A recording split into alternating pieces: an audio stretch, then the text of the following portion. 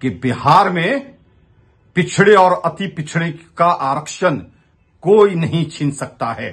Bharatiya Janata party के नेताओं में जितनी हैसियत और ताकत है लगा ले, लेकिन सूबे में स्थानीय निकाय का चुनाव हो के रहेगा और वो चुनाव पिछड़ों और अति पिछड़ों के आरक्षण के साथ होगा।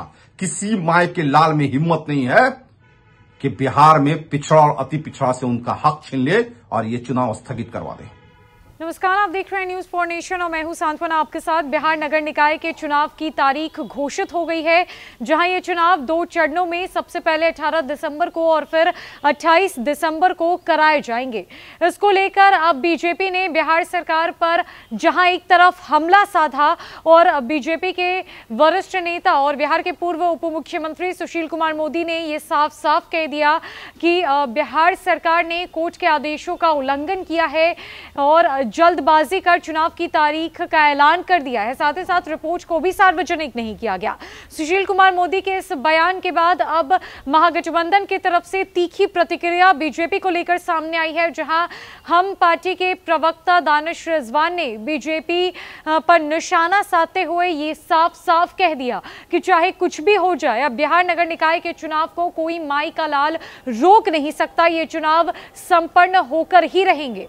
बता दें कि जहां एक तरफ बीजेपी बिहार सरकार पर यह हमला कर रही है कि बिहार सरकार अपनी मनमानी कर रही है, जो रिपोर्ट सौंपी गई आयोग की तरफ से उसे सार्वजनिक क्यों नहीं किया गया, सुप्रीम कोर्ट के द्वारा जो 28 दिसंबर को आदेश पारित किया गया था उसका एक तरीके से मुख्यमंत्री नीतीश कुमार की सरकार ने उल्लंघन किया है, तो वहीं अब दूसरी तरफ महागठबंधन की तरफ से यह साफ साफ कह दिया गया है कि चाहे कुछ भी हो जाए ये चुनाव नहीं रुकेगा। बीजेपी जानबूझकर टांग अड़ाने की कोशिश कर रही है।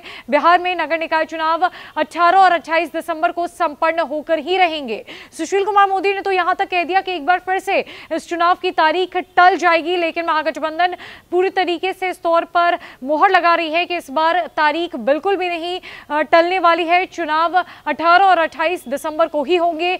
तो अब आप दानिश रिजवान की उन बातों को सुनिए। तो अब आपको हम के मुख्य प्रवक्ता दानिश रिजवान के बयान के साथ छोड़े जाते हैं, जहां पर उन्होंने बीजेपी पर निशाना साधा है और बिहार में होने वाले नगर निकाय चुनाव पर किन किन बातों को उन्होंने रखा है वो भी सुनिए। देखिए, स्थानीय निकाय के चुनाव को लेकर के लगातार भारतीय जनता पार्टी की तरफ से बयानबाजी तेज हो रही है। वो नहीं चाहते हैं कि बिहार में पिछड़े अति पिछड़ों को हम स्थानीय निकाय में आरक्षण दे दें, लेकिन एक चीज मैं भारतीय जनता पार्टी नेतृत्व को बता देना चाहता हूं कि बिहार में पिछड़े और अति पिछड़े का आरक्षण कोई नहीं छीन सकता है। भारतीय जनता पार्टी के नेताओं में जितनी हैसियत और ताकत है लगा ले, लेकिन सूबे में स्थानीय निकाय का चुनाव हो के रहेगा और वो चुनाव पिछड़ों और अति पिछड़ों के आरक्षण के साथ होगा। किसी माय के लाल में हिम्मत नहीं है कि बिहार में पिछड़ा और अति पिछड़ा से उनका हक छीन ले और ये चुनाव स्थगित करवा दे।